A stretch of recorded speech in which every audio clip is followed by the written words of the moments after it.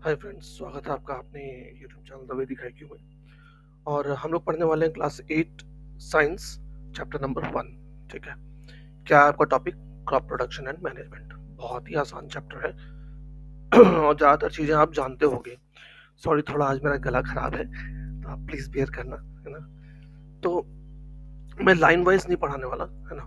मैं कोशिश करूँगा कि आपको चैप्टर की समरी पढ़ा दूँ ताकि आप एक जब दोबारा किताब पढ़ने जाओ तो आपको कोई दिक्कत ना हो। ठीक है।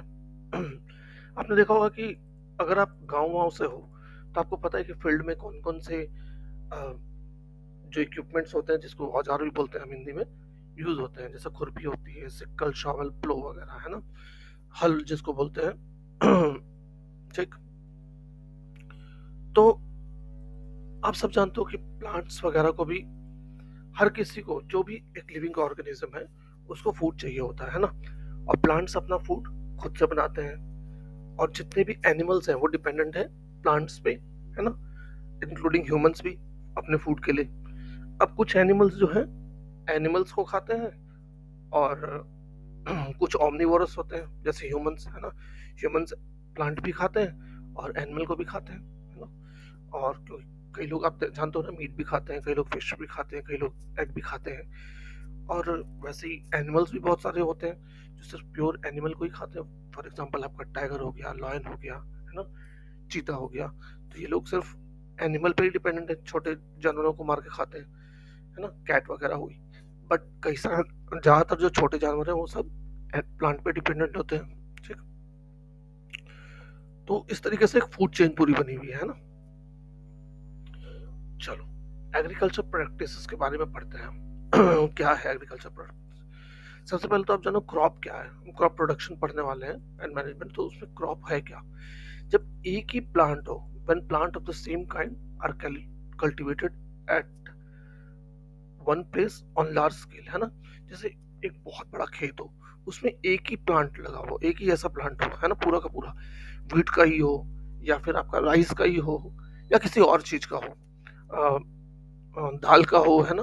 तो जब एक जैसे सारे के सारे प्लांट होते हैं तो उसको आप क्या कहते हो? क्रॉप है। ठीक है।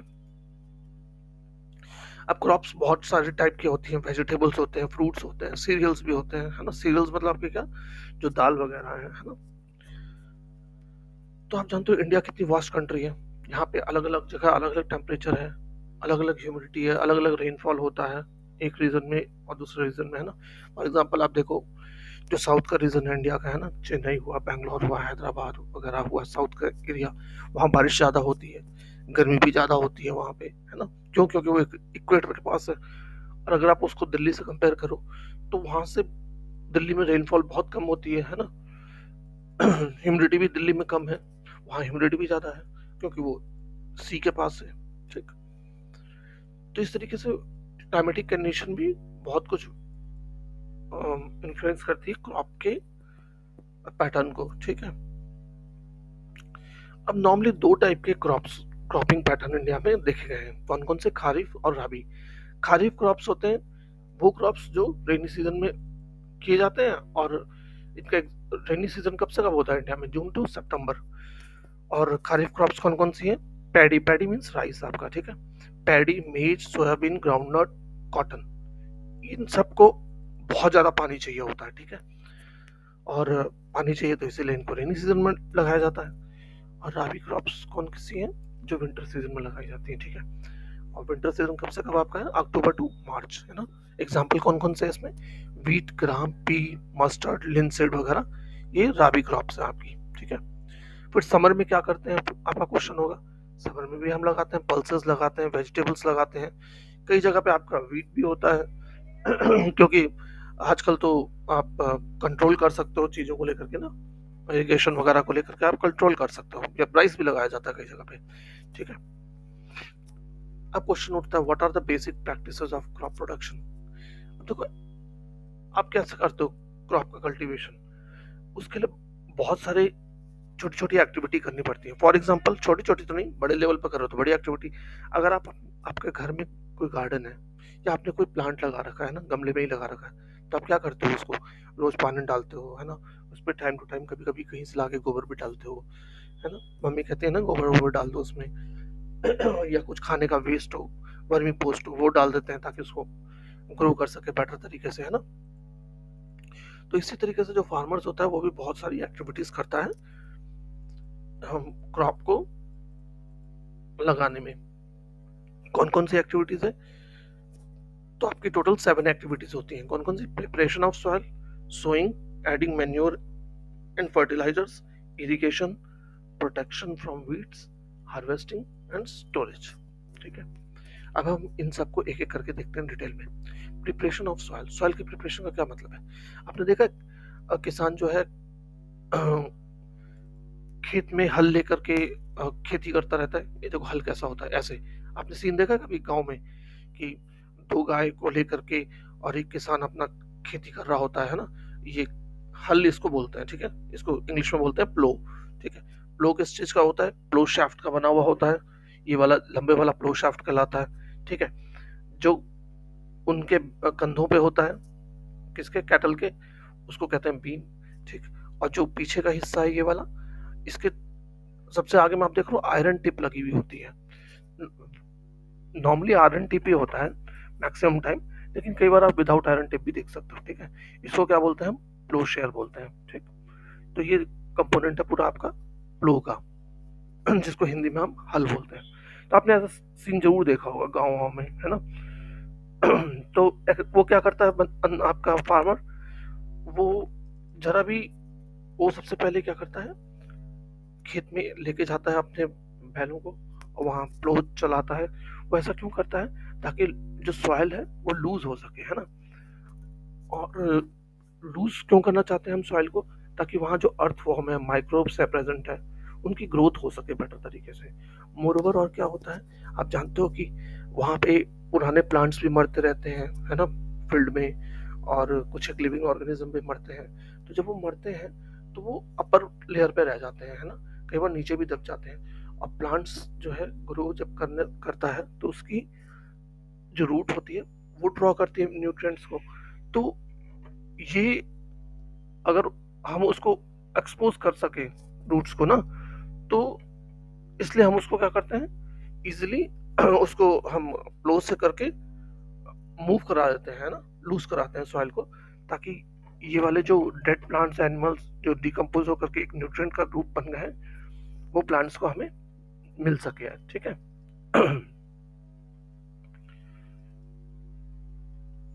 कई बार क्या होता है कि जब आप प्लोइंग कर रहे होते हो तो मोटी मोटी मिट्टी के क्लम्प्स बन जाते हैं ना, बड़े बड़े क्लम्प्स बन जाते हैं। उसको हम क्या बोलते हैं? क्रम्प्स कहते हैं, क्रम्प्स। इनको तोड़ना जरूरी होता है और एक फील्ड लेवल होना चाहिए, है ना, ताकि इरिगेशन में और सोइंग में हमें आसानी हो। ठीक और हम क्या करते हैं साथ ही साथ, कई बार मैन्योर भी ऐड कर देते हैं यहाँ पे टिलिंग के टाइम पे। ठीक है, एग्रीकल्चर इम्प्लीमेंट्स कौन कौन से यूज करते हैं हम इसके लिए? सबसे पहले तो हमने प्लो यूज किया, प्लो के बारे में हमने डिटेल में देख लिया, है ना? फिर हो होता है एक, हो आपका कैसा रहता है जो आपने फावड़ा देखा होगा ना अपना, वो हो यूज करते हैं हम। वो किस लिए यूज करते हैं हम? ताकि हम थोड़ा बड़ा सॉइल को लूज कर सकें। अगर बहुत ज्यादा टाइट भी है तो उसको भी लूज करने में भी मदद मिलती है हमें, है ना? प्लस जो वीड्स होती है ना, अनवांटेड प्लांट्स जो होते हैं फील्ड में, उसको हटाने के लिए काम आता है हमारे मेनली। ठीक है, हो को मैं आपको एग्जांपल दिखा देता हूँ। ये रुको एक सेकंड यहीं पे, एक सेकंड मैं गूगल करके आपको दिखा देता हूँ भाई, फोटो भी, वरना आप कहोगे हो की फोटो नहीं दिखाई आपने सर।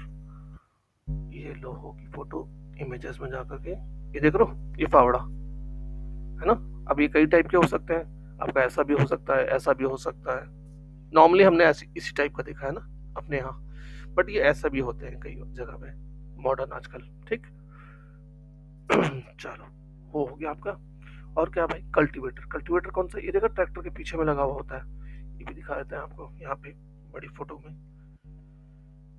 कल्टीवेटर, ये लो कल्टीवेटर आपका आ गया।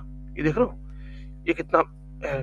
इसको क्या करते हैं, ट्रैक्टर के पीछे लगा देते हैं। ये देखो यहाँ पे लगा हुआ है ना, ये देखो ट्रैक्टर के पीछे लगा करके, जो पहले हम खेत, जो हम क्या करते हैं, ये देखो इस तरीके से, जो हम क्या कर रहे थे, कैटल्स के थ्रू और प्लो के थ्रू कर रहे थे, वो कल्टीवेटर ट्रैक्टर के पीछे लगा करके एकदम तेजी से हो जाता है। देख रहे हो कितनी कम मेहनत में और कितना बेहतरीन तरीके से होता है एकदम, है ना, डीप वे में या एकदम प्रॉपर तरीके से होता है। ठीक है।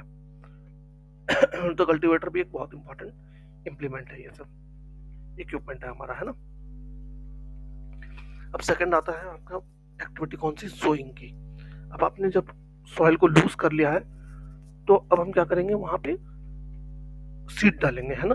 अब सीड्स हम ऐसा थोड़ी, सीड्स कुछ भी कोई भी सीड डाल दिया जाता है। सीड्स भी क्या करता है फार्मर, पहले उसको चेक करता है कि सीड गुड क्वालिटी का हो, है ना, हाई यील्डिंग क्वालिटी हो। ठीक। अब कई बार आपने देखा होगा कि आप सीड्स को ना, ग्राम ग्राम होता है ना आपका चना, उसको आप लो घर में, ठीक है, घर में अगर आपका चना है तो उसको पानी में डाल के देखो, तो जो लाइटर वाला होगा ना वो ऊपर तैरता रहेगा, और जो भारी होंगे वो नीचे चले जाएंगे। तो जो लाइटर हो जाते हैं, हॉलो हो जाते हैं, वो डैमेज सीड होते हैं और वो नहीं चाहिए होते हैं। तो इसी तरीके से फार्मर भी चेक करता है, ठीक है, और हेल्दी सीड्स को फिर वो लेके जाता है वहां पे सो करने के लिए फील्ड में अपने।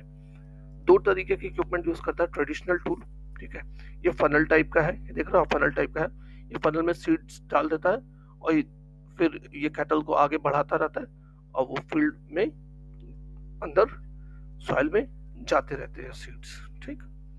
दूसरा तरीका है आपका सीड ड्रिल से, ये वाले से, ठीक है। ये बेटर तरीका है क्योंकि इससे क्या होता है कि सीड्स इक्वल डिस्टेंस पे डलते हैं और इक्वल डेप्थ पे भी डलते हैं, ठीक है। उसमें इतना अच्छे से नहीं हो पाता क्योंकि देखो ह्यूमन जो प्रेशर लगा रहा हो, एनिमल जो प्रेशर लगा रहा हो, वो एक जैसा नहीं लगता, जबकि मशीन प्रेशर लगाएगी तो एक जैसे ही प्रेशर लगाएगी, है ना। तो वो बेटर तरीके से करता है और ये इंश्योर करता है कि सीड्स क्या है, कवर भी हो जाए सॉइल से बेटर तरीके से इसमें, है ना, सीड ड्रिल में। इससे क्या होगा, अगर सीड ऊपर ही रह जाएगा तो बर्ड्स खा के चली जाएंगी, है ना।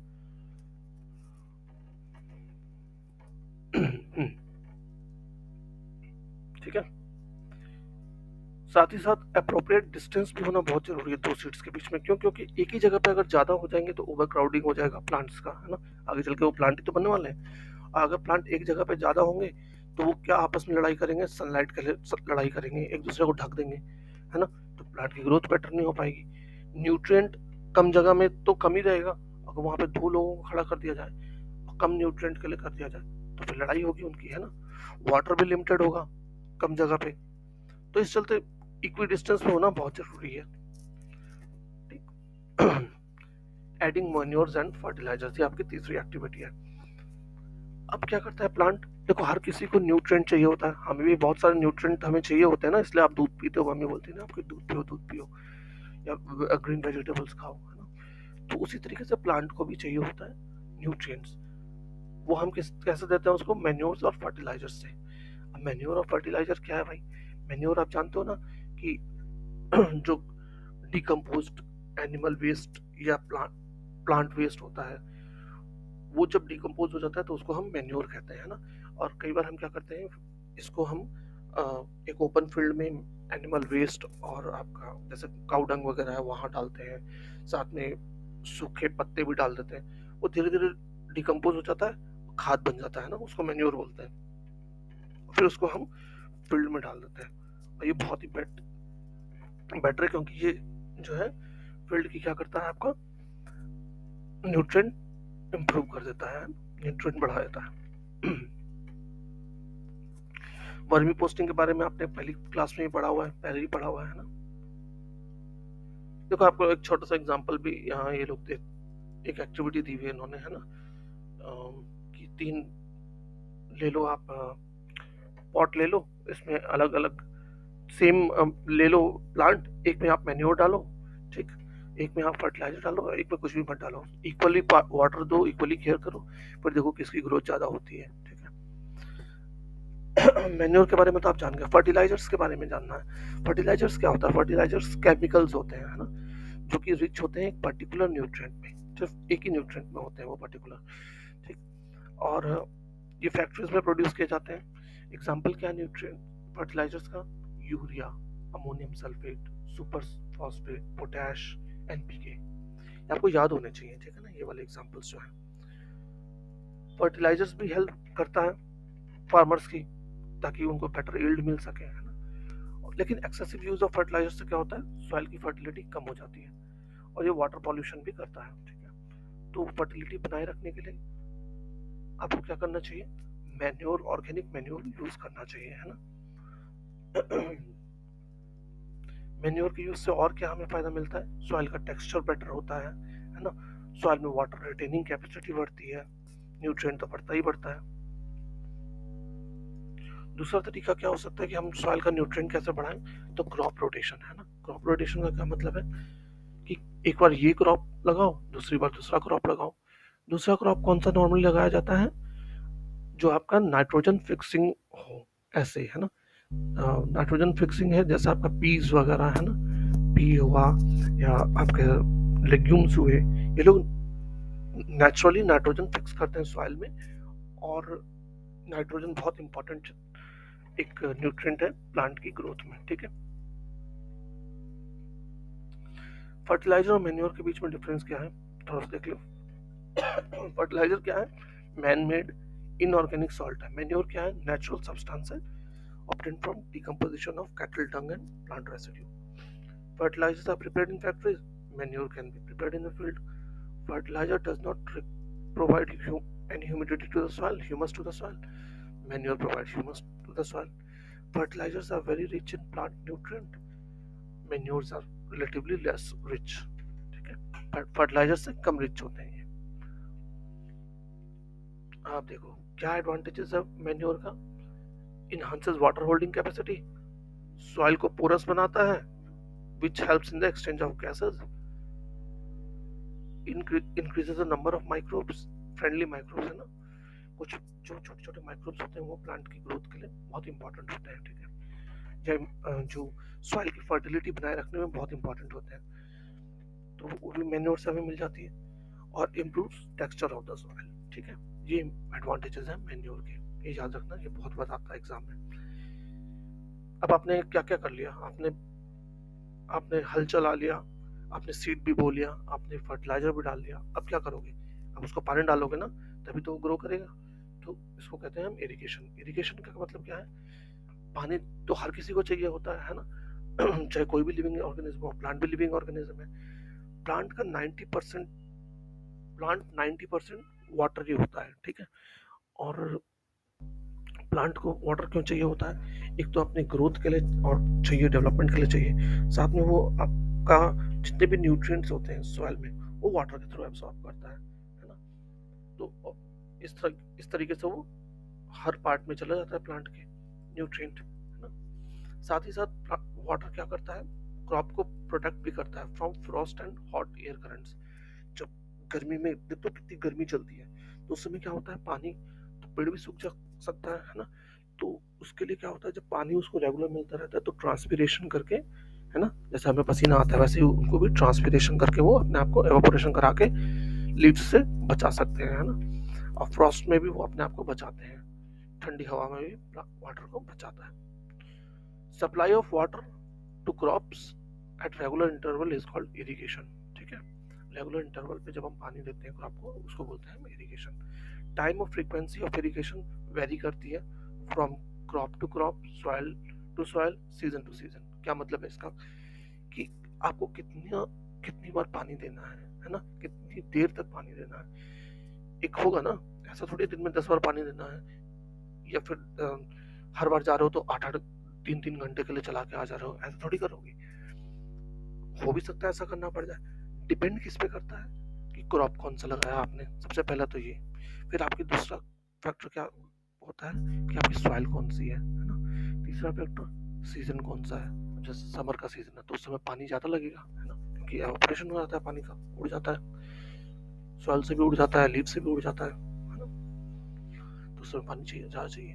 तो सोर्सेज कौन कौन से है पानी के, वेल है, ट्यूबवेल है, पॉन्ड है, लेक, रिवर, डैम, कैनल्स, है ना, ये सब सोर्सेज होते हैं।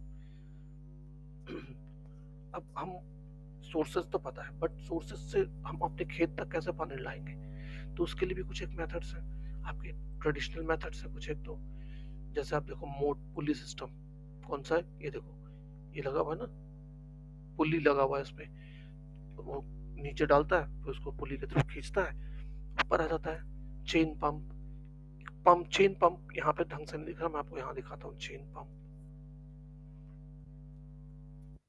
चेन पंप, ये देखो, है ना, ये देख रहे हो कैसे चेन लगी हुई होती है, ये देखो, ये देखो, चेन बनी हुई है पूरी की पूरी, जैसे आपकी साइकिल की चेन होती है, और बकेट्स भी लगी हुई है उनमें, घूमते रहता है, पानी लेके जाता रहता है, और एक उसमें आपकी पाइप, जो डक्ट बनाए रखते हैं ना हम खेतों में, उसमें जाता रहता है पानी अपने आप, है ना।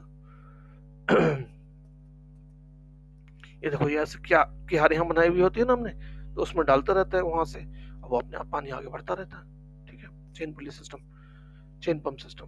ढेकली, ढेकली क्या है, ये देख लो, ढेकली है आपका, एक तरफ में क्या है, लीवर सिस्टम है, और उसमें लास्ट में हमने क्या रखा हुआ है, पत्थर लगाया हुआ है ताकि लोड ना लगे।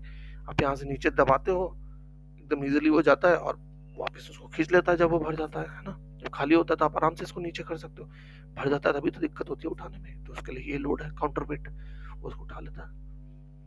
फिर राहत लीवर सिस्टम, इसमें क्या करता है, कहीं पे आप देख रहे हो खुद से कर रहे हो, यहाँ आप खुद से खींच रहे हो, है ना, हर चीज खुद से कर रहे हो, हाँ एनिमल को लगा देते हैं, वो खींचता रहता है। फिर आप जानते हो पंप्स भी होते हैं फील्ड में, है ना, पंप भी लगाया होता है, आपने देखा होगा कभी गाँव गए होगे तो, पंप हाउसेस वगैरह होते हैं, है ना। दिखाता हूँ मैं आपको, पंप इरिगेशन, ये देखो, आजकल नेट से सब कुछ अवेलेबल है, ये देख लो, खेतों में पंप लगा हुआ है, ये देख लो, डायरेक्ट वो ट्यूबवेल से पानी अंदर से खींचता है और बाहर फेंकता रहता है ना, ये देख लो, जा रहा है ना पानी डायरेक्ट, ये देख लो, देख लो, ट्यूबवेल का पानी डायरेक्ट पानी अंडरग्राउंड से ले रहा है और भेज रहा है, या तो अंडरग्राउंड से ले रहा होगा, या आप इसको कैनल से डाल सकते हो, एक पाइप कैनल में डाल दिया, एक पाइप इधर से डाल दिया, पानी लेता रहेगा। नदी में भी ऐसे कर सकते हो आप, है ना। वेल से भी ऐसा कर सकते हो आप। और इन पंप्स को कैसे आप रन कराते हो, या तो डीजल इंजन से, या बायोगैस से, या इलेक्ट्रिसिटी से, या सोलर एनर्जी से, ठीक है, इनसे ये पंप चलते हैं। अब मॉडर्न मेथड ऑफ इरिगेशन आ गया आजकल, दो मॉडर्न मेथड आ गए, एक आ गया स्प्रिंकलर सिस्टम, एक आ गया ड्रिप सिस्टम। स्प्रिंकलर सिस्टम कहाँ यूज करते हैं, जहाँ पे लैंड अनइवन हो, है ना, वाटर उतना सफिशिएंटली अवेलेबल नहीं हो, ठीक है। तो इसमें क्या होता है, अब देखो पाइप्स हमने बिछा दी, और ये पाइप्स ऊपर की तरफ होती है ना, परपेंडिकुलर, और जब पंप से प्रेशर जाता है पाइप से, और इनके टॉप पे क्या लगा हुआ होता है, एक नोजल लगा हुआ होता है, ठीक, और वो नोजल घूमता रहता है, ठीक, गोल गोल घूमता रहेगा बिजली से, और जब पानी जाएगा पंप से तो वो ऊपर से निकलता है और बारिश की तरह बिखरता है। ये देखो, स्प्रिंकलिंग, स्प्रिंकलिंग इरिगेशन, इरिगेशन, ये देखो, है ना, स्प्रिंकलर इरिगेशन देखा होगा आपने पार्क वगैरह में, ये देखा होगा ना, पार्क में लगा रहता है, कई बार आप किसी पार्क में जाते हो तो देखा है ना आपने, ऐसे स्प्रिंकल करता रहता है, पानी गोल गोल घूम के दूर दूर तक जाता रहता है, ऐसा लगता है जैसे बारिश हो रही है ना। ये देखो, ये सब दूर दूर तक जाता रहता है, स्प्रिंकलिंग करते रहते हैं, है ना, ठीक है। तो ये स्प्रिंकलिंग सिस्टम है। कहाँ यूज करते हैं हम, लॉन्स में, कॉफी प्लांटेशन में यूज किया जाता है। फिर ड्रिप इरिगेशन आता है, दूसरा मेथड, ड्रिप इरिगेशन है। इसमें क्या करते हैं कि पानी को डायरेक्टली ड्रिप कराया जाता है near the roots of the plant, ठीक है, अंदर ही अंदर प्लांट की रूट में, यहाँ स्प्रिंकलर में ऊपर से डाल रहे हैं हम, इसमें सीधा डायरेक्ट उसकी रूट पे डालते हैं हम, ठीक है, ड्रॉप बाय ड्रॉप, और इससे पानी बहुत बचता है। और कहाँ यूज करते हैं हम, वाटर, फ्रूट प्लांट्स में, गार्डन्स में, ट्रीज में यूज किया जाता है। पानी की वेस्टेज बहुत कम हो जाती है इसमें, है ना, और ये उस एरिया के लिए बहुत ही बेस्ट है जहाँ पे पानी बहुत कमी है ना, वहाँ के लिए ड्रिप इरिगेशन बहुत बेस्ट है। चलो, इरिगेशन भी खत्म हो गया। अब हमें क्या जरूरत पड़ गई कि जो वीड्स है ना, वीड्स को हटाया जाए। वीड्स बहुत इंपॉर्टेंट है हटाना हमारे लिए। तो वीड्स होते क्या है, सबसे पहले तो ये वीड्स है अनडिजायरेबल प्लांट्स, जो कि नेचुरली ग्रो कर लेते हैं आपके क्रॉप्स के बगल में, ठीक है। साथ साथ में आपने लगाया था राइस का प्लांट, उसके साथ साथ में आप देखोगे ना, खेतों में और भी प्लांट्स उगने लग जाते हैं अलग टाइप के, जो आपने लगाए नहीं है, वो अपने आप ही उगने लग जाते हैं, ठीक है। वो अनडिजायरेबल है, वो तो आप चाहते नहीं हो, है ना, क्योंकि जब आप कटिंग करोगे वो भी आ जाएगा बीच में, तो वो तो आप चाहते ही नहीं हो। तो इनको वीड्स कहते हैं हम, ठीक है। इन वीड्स को निकालना पड़ता है। कैसे निकालते हो आप? या तो आप हाथ से निकालो इनको, उखाड़ के निकालो, है ना, या तो काटो आप इनको सिक्कल के थ्रू, ठीक है। या फिर एक और तरीका है केमिकल्स के थ्रू। क्या करते हैं हम? वीडीसाइड्स यूज करते हैं, इन पे छिड़क देते हैं, ये मर जाते हैं। ये हमारे प्लांट्स को नहीं, जो हमारा क्रॉप होता है उसको डिस्ट्रॉय नहीं करता, वीडीसाइड डायरेक्टली उनको मार डालता है, ठीक है। ग्रो ही नहीं होने देता उनको। और हमें वीडीसाइड कब छिड़कना होता है? जब ये जो अनवांटेड प्लांट्स हैं इनके आपका फ्लावरिंग नहीं हो और सीड फॉर्मेशन नहीं हो, तब हमें करना चाहिए, ठीक है। नहीं तो फिर वो क्या करेगा, सीड्स फिर से गिर जाएंगे उसके, मर भी जाएगा तो भी, तो फिर से ग्रो करने लगेगा, तो उससे पहले ही हमें कर देना होता है इनको, ठीक है। और ये जो वीडीसाइड आप जब छिड़कने जाते हो फील्ड में, तो आपका हमेशा मास्क पहन के जाना चाहिए, नहीं तो आपकी हेल्थ को भी असर हो सकता है, ठीक है।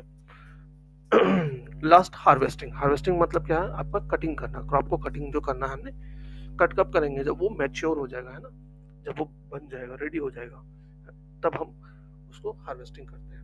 आपको कैसे पता चलेगा कि टाइम हो गया? एक्सपीरियंस के थ्रू पता चल गया है ना, कि नॉर्मली 3 to 4 मंथ्स में एक सीरियल क्रॉप मैच्योर हो जाता है। जब वो येलोइश कलर का हो जाता है तो आपको पता चल जाता है हाँ कि ये मैच्योर हो चुका है, अब इसको हार्वेस्ट करने का टाइम आ गया। तो किससे हार्वेस्ट करते हैं? ये देखो सिक्कल है ना, इससे काटते हैं जाकर के। या फिर और भी तरीके, मशीन्स भी आती हैं, threshing machine, combine machine, thresher आता है ना। कुछ एक प्रोसेस है, आप काटते हो, काटने के बाद आप थ्रेशिंग करते हो। थ्रेशिंग में क्या होता है, आप जो प्लांट है उससे सीड्स को अलग करते हो। किस तरीके से थ्रेशिंग किया जाता है? पटक पटक के, है ना, या फिर ये मशीन से कर लिया जाता है। दूसरा विनोइंग करते हो। विनोइंग भी separation of grain and chaff है ना। उसको कैसे करते हो आप? पीछे एक पंखा लगा दिया जाता है और उसको उड़ाया जाता है। उड़ाते हैं तो जो हल्का पार्ट है, जो चाफ है, वो उड़ जाता है, ग्रेन नीचे गिरता रहता है पास में, है ना। तो इस तरीके से भी अलग किया जाता है। ठीक है, तो आपका हार्वेस्टिंग भी हो गया। अब लास्ट टॉपिक आता है आपका स्टोरेज का, जो सबसे इंपॉर्टेंट पार्ट आ जाता है। लगता है जैसे कि खत्म हो गया, लेकिन स्टोरेज तो बहुत इंपॉर्टेंट पार्ट है। क्यों? क्योंकि आपने सारा कुछ किया है, सारा टास्क कर लिया। अब जो हमें ग्रेन मिला उसे प्रोटेक्ट भी तो करना है। किससे प्रोटेक्ट करना है? मॉइस्चर से, इंसेक्ट्स से, रैट्स से, माइक्रो ऑर्गेनिज्म से, है ना। हार्वेस्टेड क्रॉप में तो पहले से ही मॉइस्चर होता है, तो उसको क्या करना पड़ता है? स्टोर करने से पहले उसको ड्राई कराना पड़ता है, सन में ड्राई कराना पड़ता है। अगर आप वो ड्राई नहीं कराओगे तो उसमें क्या करेगा, वो अनफिट हो जाएगा जर्मिनेशन के लिए, ठीक है। उसको प्रॉपरली ड्राई कराया जाता है, नहीं तो फिर वो क्या करेगा, उसमें बैक्टीरिया, फंगी भी लग सकता है अगर आप उसको मॉइस्चर नहीं हटाओगे प्रॉपरली, ठीक है। जो छोटे फार्मर होते हैं वो ऐसे छोटे छोटे गनी बैग्स में डाल के रखते हैं अपना क्रॉप्स को, है ना, घर में, और उसमें नीम की पत्तियां भी डाल देते हैं सुखा के।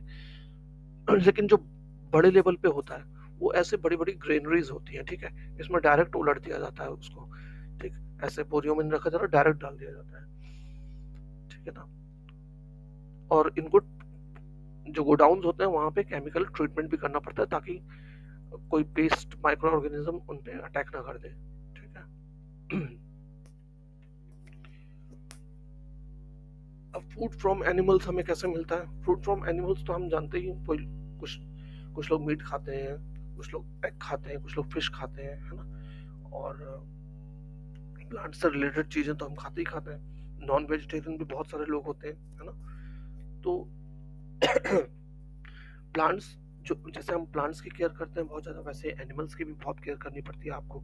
जब आप अपने घर पे उनको पाल रहे होते हो या अपने फार्म्स में पाल रहे हो, तो उनको प्रॉपर फूड देना पड़ता है, शेल्टर देना पड़ता है, उनको केयर करना पड़ता है, बीमार पड़ता है उनको डॉक्टर को ले जाना पड़ता है टाइम टू टाइम दिखाने के लिए, है ना। तो जब बड़े लेवल पे किया जाता है ये चीज़, तो उसको एनिमल हस्बेंड्री कहते हैं। आप देखो, जो आपके घर में रोज़ दूध आता है, कैसे आता है? कहीं ना कहीं कोई बड़ी इंडस्ट्री रहती है जहाँ पे बड़े फील्ड होते हैं, जहाँ पे बहुत सारी काउस को एक साथ रखा जाता है, उनकी ऐसे ही केयर वगैरह की जाती है, फिर उनसे दूध लिया जाता है ना। प्रॉपरली उनको फूड देते हैं, शेल्टर देते हैं, उनको केयर भी करते हैं, तब जाके उनसे दूध मिलता है हमें, ठीक है। तो ये था आपका पूरा चैप्टर, मैंने एज अ समरी पढ़ा दिया है आपको। होप कोई दिक्कत नहीं हो, है ना। सारे टॉपिक्स बड़े आराम से पढ़ाए मैंने। आज थोड़ा गला खराब था मेरा, बहुत तबीयत खराब थी, फिर भी मैंने कंप्लीट करा दिया। कोई डाउट हो तो कोई दिक्कत नहीं, आराम से कमेंट में मेरे को लिखो, मैं पूरी कोशिश करूंगा कि आपको जो डाउट है उसको पूरा क्लियर करें हम, ठीक है। तो थैंक्स फॉर वॉचिंग, जय हिंद।